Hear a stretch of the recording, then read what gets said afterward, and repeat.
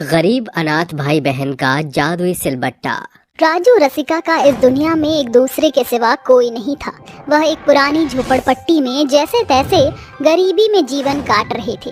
कुछ दिनों पहले ही उनकी माँ रमा इस दुखदाई दुनिया को अलविदा कह चुकी थी। रसिका की माँ एक घर में झाड़ू बर्तन का काम किया करती थी। रमा के चल बसने के बाद भी वह घर बंधा हुआ था। रसिका रोजाना वहाँ काम करती थी, मगर तेज तर्रार शिप्रा ने उसकी पगार की दर आधी कर दी थी। भाई की भूख मिटाने के लिए वह अनाथ बच्ची बड़ी बहन का फर्ज अदा कर रही थी। मीम साहब, मैंने सारा काम खत्म कर दिया है, अब मैं जाऊं? हाँ जा। अरे सुन, जरा फ्रिज में रात की कुछ बची खुची बासी रोटियां रखी हुई हैं, उसे लेती जाना। और हाँ, देखना फ्रिज में शायद धनिया सड़ रहा है, उसे जाकर किसी कूड़े खत्ते में फेंक देना। जी मीम साहब। रसिका झटपट से रसोई घर में आकर फ्रिज खोलती है, जहां रोटियों का थाक और सड़े गले धनिया का एक गुच्छा रखा हुआ था। रसिका उसे थैली में बांधकर घर आती है, जहां उसका भाई राजू भूख से मचलते हुए बोलता है, दीदी आप आ गई, मुझे बहुत जोरों की भूख लगी है, खाना दो ना। बस राजू, थोड़ी देर रुको, मैं जल्दी से तुम्हारे लिए सिलबट्टे पर चटनी पीस देती हूँ। रसिका जल्दी से धनिया साफ करके चटनी पीस देती है, जिसके बाद दोनों भाई बहन साथ बैठकर खाना खाते हैं। तभी नन्हे राजू की आंखों से आंसू छलक जाते हैं।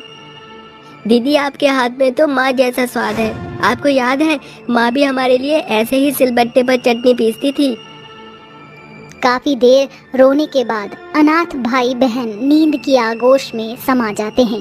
अगले दिन रसिका काम पर पहुंचती है, जहां शिप्रा उसे पगार के तौर पर 1000 रुपया देकर कहती है, रसिका ये ले तेरी पगार, कल से काम पर आने की जरूरत नहीं। ये सुनकर रसिका का चेहरा फीका पड़ जाता है और वह झिझकते हुए कहती है, मगर क्यों मेम साहब? क्योंकि कल शहर बसने जा रहे हैं, तू अपना कोई नया बंदोबस्त खोज ले।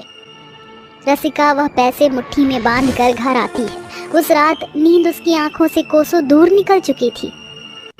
ये 1000 रुपए तो कुछ ही दिनों में खत्म हो जाएगा, फिर मैं अपने भाई को कहाँ से खिलाऊंगी खाना? ऐसा सोचते हुए रसिका की नजर सिलबट्टे पर घिर जाती है और वह कहती है, क्यों ना माँ के सिलबट्टे पर चटनी पीसकर समोसे पकौड़े के साथ बेचूं? अगली भोर को वह अनाथ बहन पकौड़े, समोसे और हरी धनिया घर लाकर उन्हें बनाने में भिड़ जाती है, मगर धनिये में पिस रही हरी मिर्च उसके हाथों को जलाने लगती है। माँ, मेरा हाथ! बेचारी बहन अपने भाई को देखकर अपना दर्द भूलकर चटनी पीस लेती है, जिसके बाद दोनों भाई बहन उन्हें बेचने निकलते हैं। खस्ता समोसे खा लो, करारे पकौड़े खा लो, सिलबट्टे की जोरदार चटनी के साथ खाओ समोसे पकौड़े। आवाज सुनकर रामलाल नाम का एक कंजूस सेठ कहता है, अरे जरा चखा दो तेरे समोसे पकौड़े और चटनी। ये लो काका। जैसे ही रामलाल चटनी में डुबोकर पकौड़े खाता है, वह कहता है, राम राम राम राम, अरे ये कैसी घटिया चटनी है, ससुरा मुंह का स्वाद बिगाड़ दिया। बिल्कुल भी महीन चटनी नहीं, ऐसा लग रहा है धनिया को बुरक कर ले आए हैं, भाग यहाँ से। अनाथ भाई बहन सारा दिन गांव बाजार घूमते हैं, मगर जो भी उनके समोसे चटनी के साथ चखता वो उन्हें झड़प कर भगा देता। उस रात दोनों भाई बहन निराश होकर घर आते हैं और एक समोसा खाकर सो जाते हैं।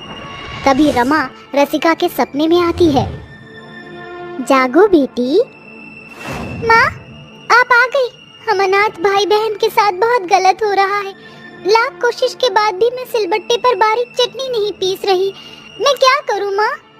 फिक्र मत करो रसिका, अब से ये सिलबट्टा सिर्फ तुम्हारी सुनेगा। बस तुम्हें इतना कहना है, शाकालाका बूम बूम, मेरे जादुई सिलबट्टे, तू जल्दी से घूम घूम तो ये खुद चल पड़ेगा, और जो भी इस पर रखोगी वह अपने आप पिस जाएगा। उसका स्वाद अद्भुत होगा। जैसे ही रसिका की आँख खुलती है तो सवेरा छट चुका था। रसिका जल्दी से सिलबट्टे पर समोसे का मसाला बुरकने को रखकर बोलती है, शाकालाका बूम बूम, मेरे जादुई सिलबट्टे, तू जल्दी से घूम घूम। अगले ही पल जादुई सिलबट्टा मसाला पीसना शुरू कर देता है, जिसके बाद दोनों भाई बहन पकौड़े, समोसे और चटनी बनाकर उन्हें बेचने निकलते हैं। खस्ता समोसे खा लो, सिलबट्टे पर पिसी जायकेदार चटनी का लुत्फ उठा लो। अरे ओ चंगू मंगू, तनिक हमको भी तो चखाओ अपने समोसे और सिलबट्टे की चटनी। ये लो काका, खाकर बताओ कैसे बने हैं। जैसे ही गोधन जादुई सिलबट्टे की चटनी का चटकारा लगाता है, वो दोनों बच्चों की बड़ाई करते हुए कहता है, अरे वाह बच्चों, क्या बात है, ये सिलबट्टे की चटनी तो बड़ी चटपटी और मजेदार है, और ये समोसे तो इतने स्वादिष्ट हैं, कोई जवाब ही नहीं। कहो कितने पैसे हुए? बस 20 रुपए अंकल।